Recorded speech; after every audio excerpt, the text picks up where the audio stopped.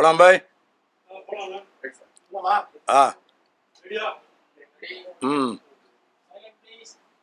தமிழ்நாடு அனைத்து வணிகர் சங்கங்களின் பேரமைப்பின் சார்பாக மறைந்த வணிக காவலர் சுதேசி நாயகன் வணிகர்களெல்லாம் வணிக சங்கங்களத்தை எல்லாத்தையும் ஒருங்கிணைந்து ஒரே கொடையில் கொண்டிருந்த மறைந்த வெள்ளையன் அவர்களுக்கு இரங்கலை தெரிவித்துக் கொண்டு கடந்த 11ஆம் தேதி கோவையில் ஜிஎஸ்டி கலந்தாய்வு கூட்டம் என்று அழைத்து அதில் கருத்து கேட்கப்பட்ட கருத்தை வணிகர்கள், அன்னபூர்ணா உரிமையாளர் வணிகர்கள் அந்த கருத்தை சொல்லும்போது எல்லாம் அப்படியெல்லாம் சிரித்து மலிப்பி கேட்டுக்கிட்டு அடுத்து 2 நாள் கழித்து அவர்களை நிர்பந்தப்படுத்தி மன்னிப்பு கேட்கும் வகையில் மத்திய அரசு நடந்து கொண்டதை தமிழ்நாடு அனைத்து வணிகர் சங்கங்களுடைய பேரமைப்பு வன்மையாக கண்டிக்கிறது. குறிப்பாக தமிழ்நாட்டில் இருக்கக்கூடிய பாரதிய ஜனதா கட்சியினுடைய நிலைப்பாடு, அவங்க கட்சிக்குள்ளேயே ஏதோ ஒரு சூழ்நிலைகள் நடந்ததுன்னா அதை படம் பிடித்து வெளிப்படுத்தி அவர்களை அசிங்கப்படுத்துவது அவர்களுடைய எண்ணம். வணிகர்களை அவர்கள் எந்த வகையிலுமே தொட்டுக்கக்கூடாது. இன்னைக்கு 140 கோடி மக்களுக்கும் 1/3 வரியை ஈட்டி கொடுக்கக்கூடிய அமைப்பு தான் வணிகர்களுடைய அமைப்பு, வணிக சங்கங்கள். இந்த மத்திய மாநில அரசுக்கு கூட இணக்கமாக இருந்து வணிக சங்கங்களை நடத்தி வணிகர்களை எல்லாத்தையும் ஒருங்கிணைத்து எல்லாத்தையும் ஒரு முறையாக வரியை கட்ட சொல்லக்கூடிய அமைப்பு வணிகர் அமைப்பு. இந்த வணிகர் அமைப்பை கூப்பிட்டு வச்சு ஏற்கனவே எந்த வரி போட்டாலும், எந்த அரசு, இந்த அரசு இல்லை, எந்த அரசு இருந்தாலும் வணிகர் சங்கங்கள் அழைத்து உட்கார்ந்து கேட்டு அந்த வரியை அமலுக்கு கொண்டு வரணும். அப்போ தான் அதோடைய குறை நிறைகள் தெரியப்படுத்தும். ஏதோ ஒரு நிதியமைச்சர் வந்து உட்கார்ந்துக்கிட்டு 10 வருஷமாக கிட்டத்தட்ட ரொம்ப அவங்க தாண்டோனித்தனமான முடிவை தான் எடுக்கிறாங்க. கடந்த 3 மாதத்துக்கு முன்னாடி கூட தென்பகுதியில் ஒரு கருத்து கேட்கும் பொதுக்கூட்டத்தில், பொது மேடையில் பொதுமக்களை ஒரு கருத்து கேட்கும்போது, இது ஒன்றும் மலேசியா, ஜப்பான், சிங்கப்பூர்லாம் இல்லை, இந்தியா அப்படிங்கிற ஒரு கருத்தை ஒரு அவமானமாக பேசக்கூடிய அளவுக்கு நடந்துக்கிறாங்க. இங்கே பார்த்தீங்கன்னா இந்த முரண் மட்டும் இல்லை, ஏற்கனவே தென்பகுதியில் வெள்ள பாதிப்பு மிகப்பெரிய அளவில் வணிகர்கள் கடைகள்லாம் சேதமடைஞ்சு தூத்துக்குடி மாவட்டம், நெல்லை மாவட்டம்லாம் மிகப்பெரிய அளவில் பாதிப்படைஞ்சு கிடக்கும்போது அந்த அம்மாட்ட கேட்குறாங்க. அந்த அம்மா கேலி கிண்டலுமா பேசிட்டு போனாங்க. என்ன பெருசாக வரி கொடுத்துட்டாங்க, என்ன தந்துட்டாங்க அப்படின்னு. அவங்க ஏதாவது ஒரு குறை சொல்லணும்னா மாநில அரசை சாடுறது, மாநில அரசை சாடி வணிகர்களுக்கு எதுவுமே செய்கிறதே கிடையாது. இப்போ பார்த்தீங்கன்னாச்சுன்னா ஜிஎஸ்டியை வந்த உடனே நாங்கள்லாம் உடனே அதுக்கு கொடுத்துருக்கோம், குரல் கொடுத்துருக்குறோம், கடிதம் மூலமாக கொடுத்துருக்குறோம். என்ன சொல்லியிருக்கோம் சொன்னோம்னா, எல்லாத்தையும் ஒரே முறையாக்குங்க. இப்போ 5, 12, 18, 28 அப்படிலாம் இல்லாமல் எதுவாக இருந்தாலும் ஒரே முறையாக அந்த விகிதாச்சார அடிப்படையில் வச்சிருந்தோம்னா எந்தவித கேள்விக்கும் பிரச்சனை இருக்காது. ஏற்கனவே அந்த ஓட்டல் உரிமையாளர் சொல்லும்போது அழகாக சொல்கிறாங்க அந்த விஷயத்த. இந்த மாதிரி இருக்குது, எங்களுக்கு கம்ப்யூட்டர் கூட திணறுதுங்க அப்படிங்கிற விஷயத்த சொல்கிறாங்க. அது யதார்த்தமான வார்த்தை, அதெல்லாம் யாரையும் கேலி கிண்டலாக பேசணுங்கிற அவசியம்லாம் இல்லை, அழகாக சொன்னாங்க. அதை கூட அவங்க கவனத்தில் எடுத்துக்கிடாம நிர்பந்தத்தின் அடிப்படையில், ஏன்னு கேட்டாங்கன்னா இது மிரட்டல் தோணும். இப்போ இன்னைக்கு 140 கோடி மக்களுக்கும் இது சாரும். எப்படின்னா, பார்த்தியா, பெரிய அன்னபூர்ணா ஹோட்டலில் இருக்கக்கூடிய ஆளையே நாங்கள் மன்னிப்பு கேட்க வச்சிட்டோம், நீங்கள்லாம் ஒரு சாதாரண ஆள், ஒழுங்காக இருந்துக்குங்க அப்படிங்கிற பதில் தான் அந்த பதில். இதை நாங்கள் ஏற்கனவே நேற்று ஒரு யூடியூப் சேனல்லாம் கொடுத்துருக்குறோம். இன்றைக்கி இந்த மீடியாக்களோட சொந்தங்களில் சொல்கிறோம், நீங்கள் வெளிப்படுத்துங்க. நிர்மலா சீதாராமன் அம்மாவுக்கு என்னன்னு சொன்னோம்னா, அவங்க ஏதோ வானத்திலிருந்து இறங்கி வந்த மாதிரி ஒரு நிலை எடுத்துக்கிட்டு இருக்காங்க ஒவ்வொரு இடத்துலையும். அதனால் அந்த அம்மா திருத்திக்கணும். ஏற்கனவே உண்மையிலே பெரிய விஷயம் என்னன்னு சொன்னோம்னா, யாராவது ஒரு ஆள் சத்தம் போடுங்க நான் பார்த்துக்கிறேன்னு சொல்லிட்டு அவர் அண்ணாமலை அங்கேருந்து வர சொல்கிறாரு, நாங்கள் மன்னிப்பு கேட்குறோங்கிறத சொல்கிறாரு. ஆனால் உண்மையில அண்ணாமலையோடு பாராட்டணும். ராஜா காலையில் என்ன சொல்கிறான்னு சொன்னோம்னா, தப்பு எல்லாமே உங்கள் ஆள்கிட்ட தான் இருக்குது, வணிகர்கிட்ட தான் இருக்குது, எங்கிட்ட எதுவுமே கிடையாது அப்படின்னு சொல்கிறாரு. இதை என்ன சொல்கிறாரு கேலிங் கிண்டல்மா, இன்னைக்கு கூட ப்ரெஸ் மீட்டில் காலைல சொல்கிறாரு, அப்பத்தாக்கு வரி அம்பானிக்கு வரி இல்லை அப்படின்னு சீமான் சொன்னதை கோடிட்டு காட்டுறாரு. அப்பத்தாக்கு எந்த ஊரில் வரி போட்டுக்குன்னு அவருக்கு தெரியல. சிறு வணிகம் பண்ணக்கூடிய விதவைகள், பெரியவர்கள் முதியோர்கள்லாம் இந்த சீடை முறுக்கு வத்தல் இதெல்லாம் பாக்கெட் பண்ணி விற்கிறவங்க அவங்க அந்த பெரியவங்க தான். அதனால தான் அவர் அந்த கருத்தை அவர் சீமான் சொன்னார். அப்பத்தாவுக்கு வரி, அம்பானிக்கு வரி கிடையாது அப்படிங்கிறத சொன்னார். ஏற்கனவே பார்த்தீங்கன்னா பல விதங்கள் இருக்குது சிக்கல். அதெல்லாம் ஒழுங்குபடுத்த வேணுங்கிறத தமிழ்நாடு அனைத்து வணிக சங்க பேரமைப்பு கேட்டுக்குது. அது மட்டும் இல்லாமல் தொடர்ந்து கருத்து கேட்பு கூட்டத்தில் யார் வந்து இது மாதிரி ஏதாவது ஒரு கேள்வி கேட்டாங்கன்னா அவங்கள கூப்பிட்டு மிரட்டுறது தான் இந்த மத்திய அரசுக்குடைய வேலையா இருக்குது. எந்த ஒரு ஆலோசனையா இருந்தாலும் அது வந்து வணிகர் சார்ந்த விசாரிச்சு மத்திய அரசாங்கமே வந்து வணிகர் சங்கத்தை வந்து இது வரைக்கும் அழைச்சிருக்காங்களா? அதுக்கான வாய்ப்பு இருக்கு? இது வரைக்கும் மத்திய அரசுன்னு இல்லை, மாநில அரசுமே அது செய்யறது இல்லை. எந்த ஒரு வரி போட்டாலும் என்ன பண்ணணும்னு சொன்னோம்னாச்சுன்னா அந்த துறை சார்ந்த அதிகாரிகள் அமைச்சர்கள் இருப்பாங்க. வணிகர் சங்கங்களை கூப்பிட்டு இந்த மாதிரி வரி போட போகிறோம், இந்த வரி போட்டால் இது சரியாக இருக்குமா, இது நல்லா இருக்குமாங்கிற கருத்து கேட்கறது எங்கேயுமே இல்லை. அது மட்டும் இல்லாமல் எந்த கூட்டம் போட்டாலும் எந்த சங்கங்களையும் கூப்பிடுறதில்லை. அவங்களுக்கு ஆதரவானவர்கள், இப்போ உதாரணத்துக்கு எடுத்துக்கிட்டால் மத்தியில் ஆளக்கூடிய பாரதிய ஜனதாவுக்கு ஆதரவான நிலைப்பாட்டு இருக்கக்கூடியவர்களை கூப்பிட்டு வச்சு அந்த கூட்டத்தை போட்டுருவாங்க. இவரு கூட ஏதோ அந்த கூட்டத்தில் வெளிப்படுத்திட்டாங்க, அவங்களுக்கு நல்ல பழக்க வழக்கம் இருக்குங்கிறதுனால இதெல்லாம் சொன்னாங்க. அவங்க அதை ஏதோ நினச்சிக்கிட்டு போயிட்டாங்க. அது பெரிய லெவலில் இன்றைக்கி இந்தியா முழுக்க பேசும் பொருள் ஆகி போச்சு. அதனால் அவர் அந்த மன்னிப்பு கேட்க வேண்டிய நிர்பந்தத்துக்கு தள்ளப்படுறாங்க. அவர் மன்னிப்பு கேட்கல, 140 கோடி மக்களையும் மன்னிப்பு கேட்க வச்சிருக்காங்கிறது எங்களுடைய கருத்து. காரணம், நாளைக்கு ஏதாவது கலந்தாய் கூட்டம் போட்டாலும் நம்மளுக்கு இருக்கிற தேவையில்லாத வேலை அப்படிங்கிற மாதிரி ஒதுங்கக்கூடிய பயமுறுத்தல் அவங்க பண்ணுறாங்க.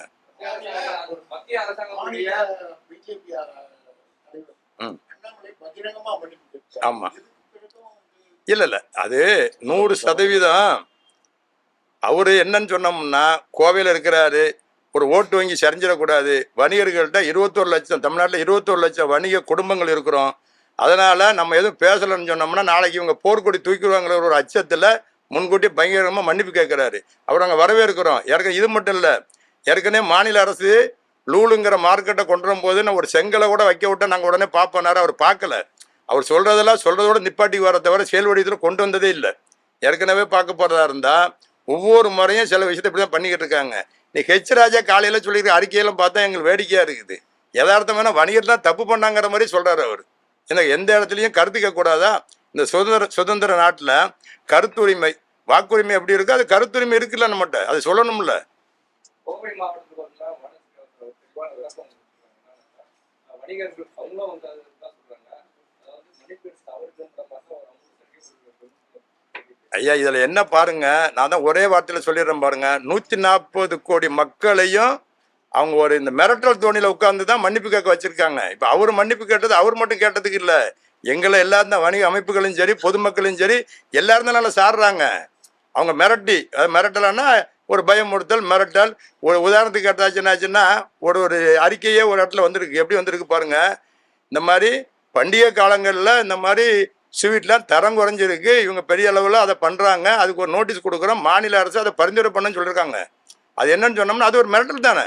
இது எதுக்கு நம்மளுக்கு தேவையில்லாதோட நம்மளே பாதிக்கப்படக்கூடாது, எந்த வணிகம் நம்மளால் பாதிக்கக்கூடாதுங்கிற அடிப்படை எடுத்து தான் அவர் அப்போ அந்த வருத்தத்தை தெரிவிக்கிறார். அந்த இடத்துல வருத்தத்தை தெரிவித்தது மன்னிப்புங்கிறது பல விதத்தில் இருக்குது.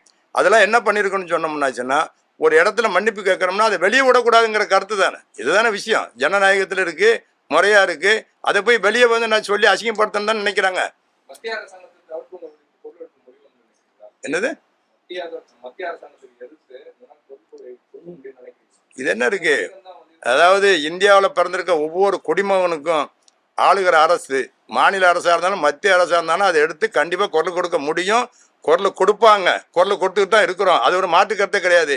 அதெல்லாம் மிரண்டு போய் அவங்க சொல்றதுக்கு பயந்து இருந்து பணிஞ்சு அமைப்பு என்ன கலைச்சிட்டா போக முடியும்? கண்டிப்பா வாய்ப்பு இருக்கு. அது என்ன மாற்று கருத்து இல்லை. நிர்மலா சீதாராமனை எதிர்த்து நாங்கள் எங்களுடைய வணிக சங்கங்கள், தோழமை சங்கங்கள், பொதுமக்கள் அழைத்து கருத்து கேட்டு ஒரு நல்ல முடிவை எடுத்து மிகப்பெரிய அளவுல ஒரு போராட்டத்தை மிகப்பெரிய அளவுல அறிவிப்போம். நாங்க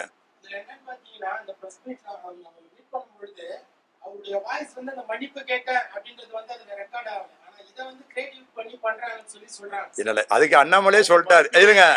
இருங்கண்ணே, அதாவது இந்த பாருங்க, நல்லா பாருங்க, எங்கே இருக்கிறார் அண்ணாமலைனா கல்விக்காக போயிருக்காரு, படிப்புக்காக போயிருக்காரு. அங்கேருந்து உடனே அவர் சொல்றாரு அவர் மன்னிப்பு கேட்டதுக்கு நான் வருத்தம் தெரிவிச்சுன்னு அவர் தானே சொல்றாரு. பாரதிய ஜனதா கட்சியினுடைய மாநில தலைவர் அழகா கொடுத்துருக்காரு. பேப்பர்ல வந்திருக்கு, செய்தி வந்திருக்கு. இல்ல அது அரசியலாக்குறது அவங்க வேற. அரசியல் பண்றவங்ககிட்ட போய் கேட்கணும் அந்த வேலையை. நான் என்ன சொல்ல வரேன்னா, வணிகர்கள் ஒரு கருத்து கேட்பு கூட்டத்தில் உட்காந்து கேட்கும்போது அந்த கருத்து கூட்டத்தில் என்ன, நீ ஒரு கருத்து கேட்குறேன்னு சொல்ல போகிறோம். அந்த இடத்துல நம்ம கருத்து தப்புன்னு சொன்னோம்னா அதை சொல்லி பதிவு பண்ணிட்டு போகலாம். அந்த இடத்துல உட்காந்துக்கிட்டு 5% ஸ்வீட்டுக்கு, 12% காரத்துக்கு, 18% பிரெட்டுக்கு, 28% இப்படிலாம் வரி இருக்கிறத ஒழுங்குபடுத்துங்க அப்படின்னு தான் எல்லாரும் கேட்குறாங்க. இன்னைக்கு நம்ம கேட்கல, வணிகர் சங்கங்கள் கேட்கறத விட பொதுமக்கள் என்ன சொல்றாங்கன்னா, வரைமுறைப்படுத்துங்க, அதை சிக்கலா இருக்குங்கிற கருத்தை வச்சிருக்காங்களே. இப்போ இல்லையே, 9 ஆண்டுகள் ஆயிடுச்சு. இல்ல அதாவது நிதியமைச்சர் ஏற்கனவே ஒரு பக்குவம் இல்லாத நிலைமையில தான் ஜிஎஸ்டி வரம்புக்குள்ள வந்துகிட்டு இருக்காங்க. அவங்க அந்த ஜிஎஸ்டி வரம்புக்குள்ள இருக்கிறவங்க அதை ஒழுங்குபடுத்தி கொண்டு போகணும்.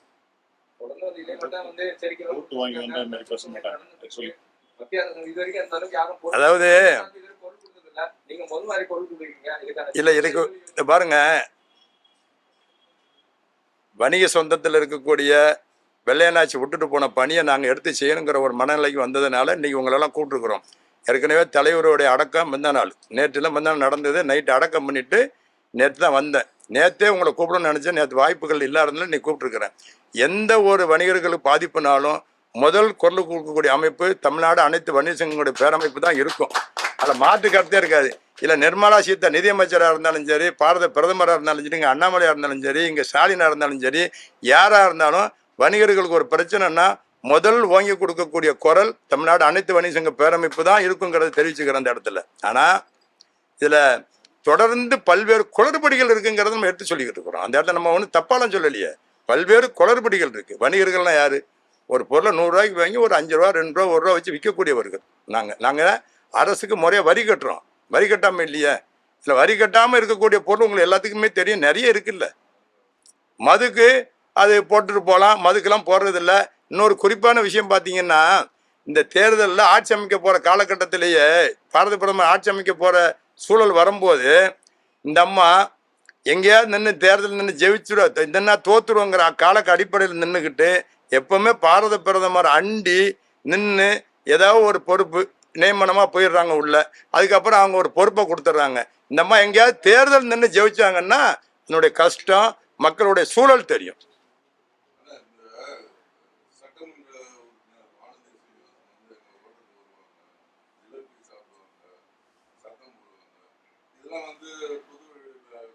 இல்லை அது வானதி சீனிவாசனுக்கும் அவங்களுக்கு எம்எல்ஏவுக்கும் அந்த கடை உரிமையாளருக்கூடிய நட்பு அடிப்படையில் அவங்க யதார்த்தத்தை தான் அந்த இடத்துல பதிவு பண்ணியிருக்கும் போது, இல்லை யதார்த்தத்தை தான் பதிவு பண்ணும்போது அந்த அம்மா வரும்போதே அதை கேட்குறாங்கிறத சொல்கிறாங்க. எப்படின்னாச்சுன்னா,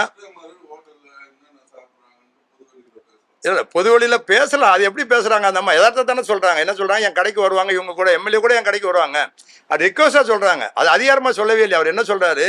எம்எல்ஏ கூட என் கடைக்கு வருவாங்களே, அவங்களுக்கே தெரிய மாட்டேங்குது அந்த கஷ்டம் அப்படிங்கிறது ஆதங்கத்தை அந்த இடத்துல நிதியமைச்சர்கிட்ட வைக்கிறாங்க.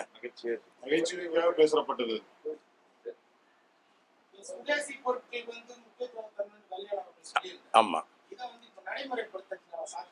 அதாவது தலைவர் எடுத்த போராட்டங்கள் அத்தனை போராட்டங்களும் மக்கள் சார்ந்து, தமிழினம் சார்ந்து, வணிகர் சார்ந்து தான் இருந்திருக்கு. அதுக்கு நாங்கள் தமிழ்நாடு அனைத்து வணிக சங்க பேரமைப்பு தொடர்ந்து குரல் கொடுத்துருக்கோம். அவங்க கூட இணைஞ்சு பணியாற்றிருக்கிறோம். சமீபத்தில் கூட தலைவர் தலைமையில் லூலு மார்க்கெட்டு எதிர்த்து ஒரு போராட்டம், சட்டமன்ற முற்றுகை இருந்தது. மிகப்பெரிய அளவில் பங்காற்றியது எங்களுடைய தமிழ்நாடு அனைத்து வணிக சங்க பேரமைப்பு தான். அதனால் தலைவர் என்னென்ன போராட்டங்கள் எது விட்டு சென்றாங்களோ தலைவர் பாணியிலேயே நடக்குங்கிறத நல்லா தெரிவிச்சுக்கிறேன். கண்டிப்பாக சுதேசி பொருளை தான் நம்ம வாங்கணுங்கிற ஒரு மனநிலையோட நம்ம எல்லா இடமே பகிர்ந்துக்கிட்டு தான் இருக்கிறோம்.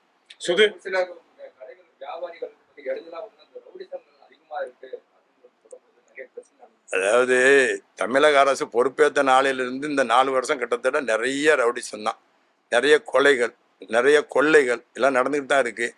இப்போந்தான் ஏதோ ஒரு டிஜிபி புதுசாக மாற்றினாங்க, கமிஷனரை மாற்றினாங்க, ஓரளவுக்கு அப்படி சரியாக தெரிகிற மாதிரி இருக்குது. ஆனால் தமிழக முதல்வர் அதில் மனசில் கொண்டு வந்து வணிகர்களுக்கு எந்தவித பாதிப்பும் வரக்கூடிய அளவு இரும்பு கரம் கொண்டு அடக்கணும். அதுதான் தமிழ்நாட்டில் இருக்கக்கூடிய அத்தனை வணிக சொந்தங்களுடைய குரலாக தான் என்றைக்குமே பிரதிபலிச்சுக்கிட்டு இருக்கு.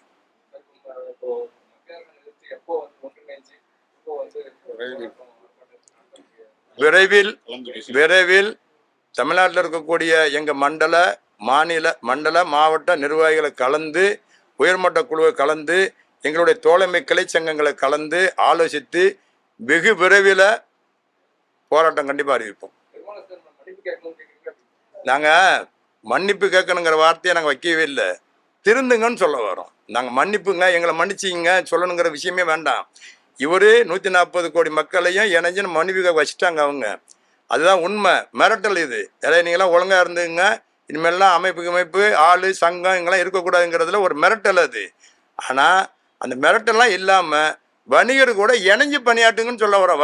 நாங்கள் தானே வரியை தரோம், இணைஞ்சு பணியாட்டுங்க. நீங்கள் போட்டதுக்கு நாங்கள் எதிர்ப்பாக தெரிவிச்சுக்கிட்டு இருந்தோம். ஜிஎஸ்டியில் எவ்வளோ எதிர்ப்பு தெரிவித்தாலும் ஒழுங்கு பண்ணுங்க தானே சொல்ல வரோம். நீங்கள் எவ்வளோ நாளும் ஜிஎஸ்டி ஒழுங்கு கட்டுக்கோப்பாக கொண்டு போங்க, வரைமுறைப்படுத்துங்க, எளிதப்படுத்துங்க, மக்களுக்கு புரியுற மாதிரி செய்யுங்க தானே சொல்லிக்கிட்டு இருக்கோம். அதில் வரி விகிதத்தை மாநில அரசுடைய வரி விகிதம் அதிகமா இருக்கிற மாதிரி ஒரு கருத்து இருக்கு. அதாவது ஜிஎஸ்டில வந்து 2 பேரும் தான் போடுறாங்க. இங்க 9%, அங்க 9%, 18% இருந்தாங்க. அப்படித்தான் பண்றாங்க. இல்ல ஜிஎஸ்டிக்குள்ள வந்த எல்லாமே சரிபாதியா மத்திய அரசுக்கும் மாநில அரசுக்கும் தான் போடுறாங்க. 2 தான் போடுவாங்க. ஹோட்டல் பில்ல கூட பாருங்க, 9% மாநில அரசுக்கு, 9% மத்திய அரசுக்கு, அப்படிதான் இருக்கும். அதாவது இல்ல வரி இருந்தாதான் அரசு நடத்த முடியும். வரி இருந்தாதான் அரசு நடத்த முடியும். வரி இல்லைன்னா ராணுவம் நடத்த முடியாது. வரி இல்லைன்னா கல்வி நடத்த முடியாது. வரி இல்லைன்னா சாலை நடத்த முடியாது. வரி இல்லைன்னா மருத்துவம் நடத்த முடியாது. இதுதான் உண்மையான விஷயம். வரி போடணும். மக்களுக்கும் வணிகர்களுக்கும் எந்தவித பாதிப்பு இல்லாம வரி போடணும். எதுல வரி போட்டா எது நிற்கும், எது வரி போட்டா சரியா இருக்கும், எப்படி செஞ்சா சரியா இருக்குங்கிறத பண்ணணும். குறிப்பா இன்னைக்கு இருக்கக்கூடிய பெரு முதலைகள்கிட்ட இருக்கிற சொத்து வீதத்தை 10 ஆண்டுக்கு முன்னாடி உள்ள நிலைமைக்கு இன்னைக்கு கணக்கெடுத்தாலே ஒரு 5 வருஷத்துக்கு வரியை போட வேண்டிய வேலை இருக்காது. எல்லாத்துக்கும் தெரியும், ஒரே இடம் தான் இருக்க போய் இந்தியாவோட பரப்பில் ஒரே இடமா தான் இருக்கும். ஒரே தாசில்தார் கீழே இயங்கக்கூடியவன் தான் இருப்பான். ஒவ்வொரு தாசில்தார் ஒரு இடத்துல இருப்பான். அவனுக்கு தெரியும் இந்த இடம் யாருக்கு மாறி விற்கிறான் போறான்னு தெரிஞ்சிடும். வரி கட்டானா கட்டல அவனை பிடிச்சி வாங்கிட்டு போயிட்டே இருக்கிறான். இன்னைக்கு அதுவே பல கோடி நிலுவையில கிடக்குது. இதை அந்தந்த துறையில் இருக்கக்கூடிய துறை சார்ந்த அதிகாரிகள், அரசு அதிகாரிகள் அவங்க வேலைகளை கரெக்டாக செஞ்சிட்டோம்னா எந்தவித பிரச்சனையும் இருக்காது. மக்களுக்கு ஈஸியாக எளிதாக எல்லா பிரச்சனையும் கொண்டு போயிடலாம். நீங்க இது சுதேசி கொள்கையை நீங்க கேட்டீங்கல்ல, அதுக்கு பாரத பிரதமரும் எங்க கூட இணைஞ்சு பணியாற்றுறாரு. அவங்க கூட இணைஞ்சு நாங்களும் பணியாற்றுறோம். கடந்த 1 வருஷமா பாத்தீங்கன்னா சுதேசி பொருட்களை வாங்க சொல்லி பாரத பிரதமர் வலியுறுத்தினே இருக்காரு. இது எங்களுக்கு கிடைச்ச மிகப்பெரிய வெற்றி. அது சொல்லுங்கண்ணே. சிறு வியாபாரிகள்லாம் ரொம்ப பாதிக்கப்படுறாங்க. கலைஞர் ஆட்சி காலத்துல உழவர் சந்தை பாத்தீங்கன்னா எல்லா உழவர் சந்தையிலும் எதுவுமே இந்த மாதிரி சிறு வியாபாரிகளுக்கான வாய்ப்புகள் கஞ்சல் ஆவணி தான். யார் முதல்ல பண்றாங்களோ அவங்களுக்கு தான் அந்த கடை முறைகேடு நடக்குது. இதை பாத்தீங்கன்னா நிறைய உழவர் சந்தை குறிப்பா தமிழ்நாட்டில் இருக்கக்கூடிய நான் எல்லா உழவர் சந்தைக்கும் போயிருப்பேன். குறிப்பா நான் பார்க்கணுன்னே போன ஆசை உள்ள வயனில் உழவர் சந்தைகள் விவசாயிகளுக்கு தான் கொண்டு வந்தாங்க, வணிகர்களுக்கு கொண்டு வரல. ஒரு விஷயம் விவசாயிக்கு கொண்டு வரும்போது நாங்கள் வரவேற்றோம். எப்படி வரவேற்றோம்னு சொன்னோம்னா, குறிப்பாக நம்ம அருகாமையில் இருக்கிற உழவர் சந்தை கூட மூடி கிடக்கு. இப்போ வேறு எதுக்கு மாலுக்கு விட்டுருக்காங்க. அதை திருவள்ளூரை போனீங்கன்னா இருக்கும், திருத்தணி போனீங்கன்னா இருக்கும், ஒவ்வொரு கிராமங்கள் இருக்கும். செயல்படக்கூடிய இடங்கள் திருவண்ணாமலையில் செயல்பட்டுக்கிட்டு இருக்கு. ஆனால் இதெல்லாம் உழவர்கள் எடுத்துகிட்டு வராங்கல்ல, அது சரியாக மக்கள் உபயோகத்துக்கு வர முடியாமல் போச்சு. அதனால தான் அந்த உழவர் சந்தை ஃபெயிலியர் ஆகி போச்சு. உழவர் சந்தைன்னு சொன்னோம்னா எப்படி வச்சுருக்கோன்னு சொன்னோம்னா, பெரிய அளவில் 30 ஏக்கர் 40 ஏக்கர் அளவில் பெரிய அளவில் வச்சு, முன்னாலாம் நம்ம சந்தைகள் இருக்கும் ஒவ்வொரு இடங்கள்லையும். இப்போ சென்னையில் பார்த்தீங்கன்னா நிறைய இடங்கள் சந்தைகள்லாம் இல்லாமல் போச்சு. அந்த சந்தைகள் இருக்கக்கூடிய இடங்கள் உழவர் சந்தையாக மாறி இருக்கும். இப்போ அந்த சந்தை இருக்கிற இடத்துல அந்த திட்டமிடுதலில் வச்சுருந்தாங்கன்னா எடுபட்டிருக்கும். அவங்க குறிப்பாக என்ன பண்ணுறாங்கன்னு சொன்னோன்னா, ஒரு வார்டு மட்டம் மாவட்டம் இப்படி ஒவ்வொரு இடங்கள்லாம் கொஞ்சம் கொஞ்சம் வச்சாங்க. அது அரசியல் சார்ந்து அந்த இடங்கள்லாம் வீணாக போச்சு. வீணாக இல்லாமல் இருந்திருந்தாலே நல்ல பயன்பாட்டுக்கு வந்திருக்கும். குறிப்பாக கொரோனா காலத்துலலாம் மிகப்பெரிய அளவில் உழவர் சந்தை கை கொடுத்துச்சு. கொரோனா காலத்தில் மட்டும் அதை இந்த தமிழக அரசு எடுத்து தூசி தட்டி ஒழுங்குபடுத்தி காட்டணும். நாங்கள் ஏற்கனவே சொல்லியிருக்கோம். இந்த பார்த்தீங்கன்னு சொல்லோம்னா நலவாரியத்தில் எல்லா வணிகர்களும் உறுப்பினர் ஆக்கணும் அப்படின்னு சொன்னாங்க. எல்லா வணிகர்களும் உறுப்பினர் ஆகிட்டே இருக்கிறாங்க. ஆனால் நலவாரியத்தில் என்னென்னா கலைஞர் கொண்டு வந்தது. வணிக நலவாரியம் கலைஞர் தான் கொண்டு வந்தார். வணிகர்களுக்கு பயன்படட்டும் அப்படிங்கிற காலகட்டத்தில் கொண்டு வந்தது. இந்த வணிக நல வாரியத்தில் பார்த்தீங்கன்னு சொன்னோம்னாச்சுன்னா, அன்னைக்கு என்ன இருந்ததோ சிலாப் அடிப்படையில் மரணம் அடைஞ்சா 1 லட்சம், கடை தீ பிடிச்சா இவ்வளோன்னு இருந்தது பார்த்தீங்களா, அதெல்லாம் மாறி இப்போ 20 வருஷத்துக்கு முன்னாடி பாரத பிரதமர் இதில் வந்த 10 லட்சம் மெடிக்கல் ஸ்கீம் இருக்குது, முதல்வர் ஸ்கீமில் போனால் 10 லட்சம் மெடிக்கல் ஸ்கீம் இருக்குது. இதெல்லாம் இல்லாமல் நம்ம அதை ஒழுங்குபடுத்த சொல்லி ஏற்கனவே எல்லா துறை சார்ந்த இடத்துக்கும் நாங்கள் கடிதம் கொடுத்துருக்கோம். எப்படி கொடுத்துருக்கோம்னு சொன்னோம்னா, இன்றைக்கி காலகட்டத்தில் என்ன வேணும், அதுக்கு அந்த வணிக நல வாரியத்தில் இப்போ உறுப்பினர் இருக்கிறோன்னு சொன்னோம்னா இதை வெளிப்படுத்தி வெளிப்படைத்தன்மையை கொண்டாங்கன்னு சொல்லி கொடுத்துருக்கோம் அமைச்சர்கிட்டலாம். அதெல்லாம் யாரும் காதலே வாங்குறதில்ல, வாங்குறது கீழே போகிறது தான். எப்போவுமேங்க எந்த அரசாக இருக்கட்டும், மத்திய அரசு மாநில அரசு தாண்டோனித்தனமான முடிவு எடுத்துக்கிட்டு இஷ்டத்துக்கு போயிட்டே இருப்பாங்க. மக்களையும் பார்க்க மாட்டாங்க, வணிகர்களையும் பார்க்க மாட்டாங்க, யாரையும் பார்க்க மாட்டாங்க. பணம் படைத்தவன் இருக்கானா அவனை பார்த்து அட்ஜஸ்ட் பண்ணி போயிட்டே இருப்பாங்க. இதான் நிலை. கார்பரேஷன் பார்த்தீங்கன்னா வணிகர்களுடைய கடைகள் தான் வந்து உடைக்கிறது, அந்த போர்டுகள்லாம் எடுக்கிறதுக்கான ரொம்ப அடாவடித்தனம் அதிகமா இருக்கு. இப்போ சமீபத்தில் குளத்தூர்ல வந்து இது நடந்திருக்கு. இல்லை கரெக்டான கேள்வி. இந்த பாருங்க, இன்னைக்கு இல்லைங்க, எனக்கு தெரிஞ்சு 30 வருஷ காலமா ரோடை அகலப்படுத்துகிறம்பாங்க, அந்த போர்டு எடுக்கிறம்பாங்க, அகலப்படுத்துவாங்க, விட்டுட்டு போயிடுவாங்க. தொடர்ந்து அந்த பணிகளை செய்யறதுக்கு யார் இருக்கா? அரசு அதிகாரி இருக்காங்கல்ல. ஒவ்வொரு ஜோனல்லையும் இன்னைக்கு சென்னையை பொறுத்தவரை 15 மண்டலமாக இருக்காங்கல்ல. 14 மண்டலத்தில் உடைய மண்டல தலைவர்கள்லாம் அழகாக உட்காந்து அந்த வேலைகளை பார்த்துருக்கணும். அதை பார்க்கல அவங்க. அதனுடைய விளைவு தான் இப்படி. குறிப்பாக ஒரே ஒரு கேள்விக்கு மட்டும் நான் சொல்லிடுறேன், பதிலை சொல்லிடுறேன். நான் என்ன பாருங்க, குடிசைகள் சில இடத்துல போட்டிருப்பாங்க ஆக்கிரமிப்புங்கிறதுல. அதில் கரண்ட் கொடுத்து யாரும் கொடுத்து அரசு தான் கரண்ட் கொடுத்துருக்கோம், தண்ணி அரசு தான் கொடுத்துருக்கோம். ஒரு 5 வருஷம் 10 வருஷம் கழிச்சு அதை அகற்றணும் அப்படின்னு ஒரு பேர் ஊண்டி நிற்பாங்க. அதை கொடுக்கறதுக்கு முன்னாடியே கொடுக்கக்கூடாது இல்லை. ஒரு புறம்போக்கு இடம்னா கொடுக்கக்கூடாது இல்லை. அதை கொடுத்துட்டு எனக்கு தெக்க வடக்க இடிக்குது போகுதுன்னு சொல்லணும். அந்த விஷயத்தில் ரோடு அகலப்படுத்துகிறம்பாங்க, வந்துடுவாங்க. அகலப்படுத்துறது சொன்னோம்னா ஏற்கனவே ஒவ்வொரு பில்டிங் கட்டும் போதும் முறைப்படுத்தி தானே அதை கொடுக்குறாங்க. அதை கொடுக்கலாம்ல. லஞ்சம் வாங்கிட்டு எதுக்கு அரசுக்கெல்லாம் வேலை செய்யணும்? அவங்களெல்லாம் என்ன பண்ணணும்னா உடனே பண்ணிட்டே நீக்கம் பண்ணி அடுத்த கட்டத்துக்கு ஆளை போடணும்ல. அந்த வேலையை அரசு செய்ய தவறிடுது இல்லை. அரசு ஒவ்வொரு முறையும் எல்லாத்தையும் கூட்டு வச்சு பேசுகிறாங்களே தவிர இந்த வணிகர்களையும் பொதுமக்களையும் எங்கேயாவது கூட்டு பேசியிருப்பாங்களே, பேச மாட்டாங்க. ஒருவேளை முதல்வர் வராரு அப்படின்னா அந்த இடத்துல என்ன பண்ணுவாங்க, கட்சிக்காரங்களை கூட்டு வச்சு அந்த கூட்டத்தை முடிச்சுட்டு போயிடுவாங்க. இப்போ நிர்மலா சீதாராமன் அதை தான் செஞ்சாங்க. அவங்க கட்சிக்காரங்க நினைச்சு அவரை விட்டுட்டாங்க. அவர் பொதுமக்களுக்கும் வணிகர்களுக்கும் நலன் சார்ந்து பேசினார். அதனுடைய விளைவு தான் இன்னைக்கு 140 கோடி மக்களையும் ஒரு தாழ்வான நிலைக்கு தள்ளப்பட்டுச்சு. நிர்மலா சீதாராமனாக இருக்கட்டும், பாரத பிரதமராக இருக்கட்டும், யாராக இருக்கட்டும், எந்த ஒரு அதிகாரியாக இருக்கட்டும், அமைச்சராக இருக்கட்டும், வணிகர்களையும் பொதுமக்களையும் நாடி நலந்து கலந்து ஆலோசித்தா மட்டும்தான் நாடு நல்லா இருக்குங்கிறதுனால தெரிவிச்சுக்கிறேன்.